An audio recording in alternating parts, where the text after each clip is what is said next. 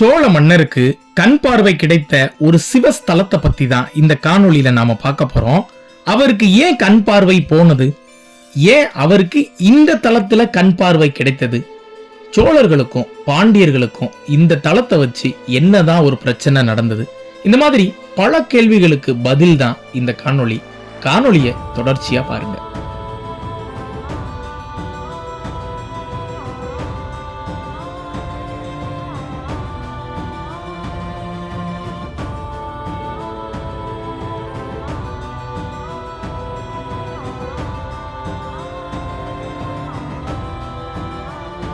விருதுநகர் மாவட்டம் ராஜபாளையத்துக்கு அருகில் தென்காசி சாலையில 10 கிலோமீட்டர் தொலைவில் இருக்கிற கிராமம் தான் சேத்தூர்.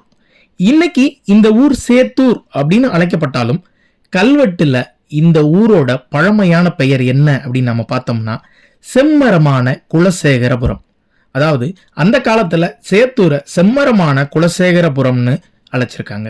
இன்னைக்கும் இந்த சேத்தூர் கிராமம் பாத்தீங்கன்னா நிறைய மலைக்குண்டுகளோட காட்சி அளிக்குது. அதே வேளையில செல்வ செழிப்பு மிக்கதா விளங்குது. இதுக்கு காரணம் என்ன அப்படின்னு நம்ம பார்க்கும்போது மேற்கு தொடர்ச்சி மலைகள்ல 5 ஆறுகள் உருவாகி அந்த 5 ஆறுகளும் இந்த கிராமத்து வழியா பாய்ந்திருக்கு. அதனால இன்னைக்கும் பாத்தீங்கன்னா இந்த சேத்தூர் கிராமம் மிகவும் பச்சை பசேர் என்று காட்சியளிக்குது. அப்படிப்பட்ட ஒரு அழகிய கிராமமான இந்த சேத்தூர் கிராமத்துல தாங்க நாம சொன்ன அந்த பழமையான சிவன் கோவில் இருக்குது. இந்த கோவிலுடைய பெயர் என்ன அப்படின்னு நம்ம பார்த்தா அழகிய நாயகி அம்மன் உடனாகிய திருக்கண்ணீஸ்வரர் அப்படின்னு இந்த ஆலயத்தை அழைக்கிறாங்க. கருவறை, அர்த்த மண்டபம்னு முறையான அமைப்புல கட்டப்பட்ட இந்த சிவத்தலத்தை பாண்டிய மன்னர்கள் தங்களோட ஆட்சி காலத்துல கட்டியிருக்காங்க. இதற்கு சான்றா மேற்கூரைகள்ல பாண்டியர்களோட சின்னமான மீன் சின்னத்தை நம்மளால பார்க்க முடியுது. இதை தவிர்த்து பாண்டிய மன்னர்களோட கல்வெட்டுக்கள் நிறைய இந்த கோவில்கள்ல காணப்படுது. சுமார் 1000 ஆண்டுகள் பழமையான இந்த கோவில்ல விக்ரம பாண்டிய மன்னரோட 6ஆம் ஆண்டு ஆட்சி ஆண்டு கல்வெட்டு நமக்கு கிடைக்குது. இந்த கல்வெட்டுல என்ன குறிப்பு இருக்கு அப்படின்னு பார்க்கும்போது சிங்கள நாயன் அப்படின்றவரு இந்த கோவிலுக்காக ஒரு கொடை தானம், அதாவது ஒரு நிலமை கொடை தானமா கொடுத்திருக்காரு. அந்த தகவல் இடம்பெற்றிருக்கு. காணொலியோட தொடக்கத்துல நான் சொல்லியிருந்தேன் சோழ மன்னருக்கு பார்வை கிடைத்த தலம்னு. அது எப்படி வாங்க பார்க்கலாம். கண்ணுடைய ஈஸ்வரமுடைய நாயனார் அப்படின்ற இந்த இறைவனோட பெயருக்கு பின்னாடி பாத்தீங்கன்னா ஒரு மிகப்பெரிய வரலாறு இருக்குது. பாண்டிய மன்னர் வீரபாகுவிற்கும் சோழ மன்னர் விக்ரம சோழருக்கும் நீண்ட நாள் பகை ஒண்ணு இருந்திருக்கு. எத்தனை முறை போர் செய்தாலும் பாண்டியரை சோழரால வீழ்த்த முடியல அப்படின்ற ஒரு கவலை விக்ரம சோழருக்கு இருந்திருக்கு. இதனால அவர் என்ன செய்யறாருன்னா ஒரு திட்டம் ஒன்றை தீட்டுறாரு. நச்சாடை ஒன்றை தயார் செய்து அத வீரபாகு பாண்டிய மன்னர் மீது போத்துனா அவர் இறந்துருவாரு அப்படின்ற எண்ணத்துல ஒரு நச்சாடை ஒன்றை தயார் செய்து அதை காவலாளியிடம் கொடுத்து அனுப்புறாரு.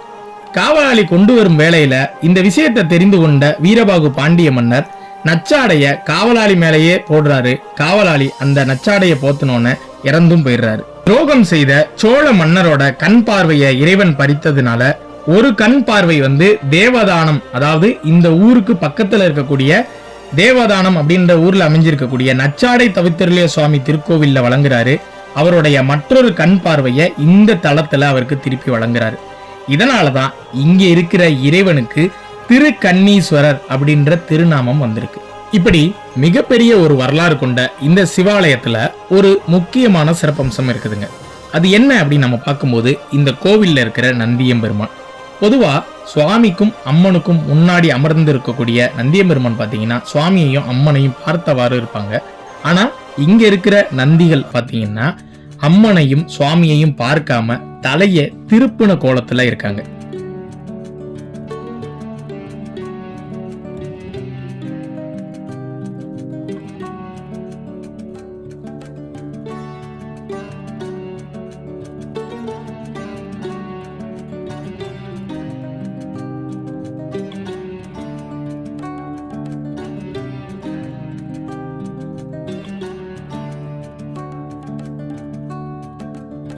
விக்ரம பாண்டிய மன்னரோட 6ஆம் ஆண்டு ஆட்சி ஆண்டு கல்வெட்டை பத்தி நம்ம பார்த்தோம்.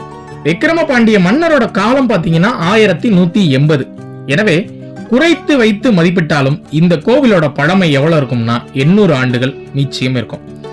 இந்த கோவில்ல இந்த குடைதான கல்வெட்டை தவிர்த்து நிறைய குடைதான கல்வெட்டுகளை நம்மளால பார்க்க முடியுது.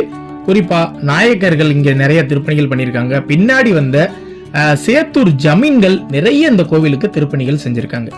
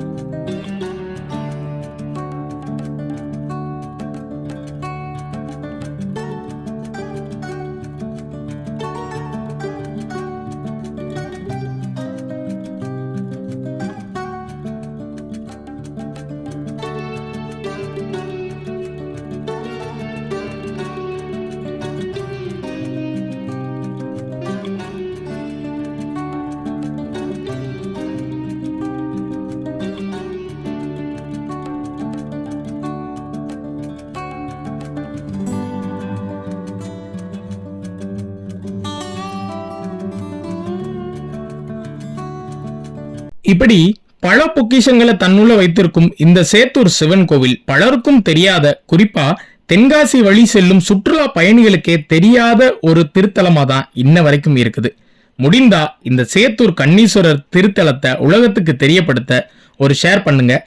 இந்த கோவில் பற்றின இந்த காணொளி நிச்சயம் உங்களுக்கு பிடிச்சிருக்கும் அப்படின்னு நம்புறோம். அப்படி பிடிச்சிருந்தா லைக் பண்ணுங்க. மறக்காம உங்க கருத்துக்களை கமெண்ட் பாக்ஸ்ல கமெண்ட் பண்ணுங்க. அடுத்து வேற ஒரு நல்ல திருத்தல காணொளியில உங்களை நான் சந்திக்கிறேன். நன்றி, வணக்கம்.